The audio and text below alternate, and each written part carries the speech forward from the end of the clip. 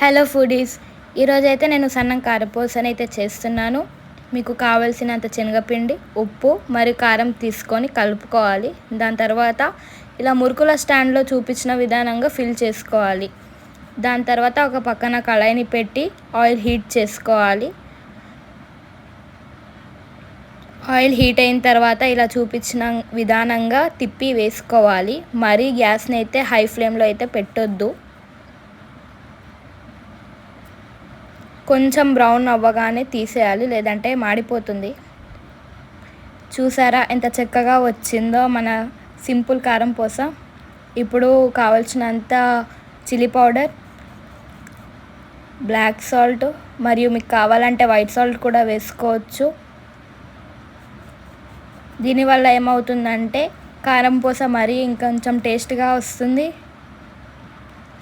ఇలా చూపించిన విధానంగా కలుపుకోవాలి బాగా.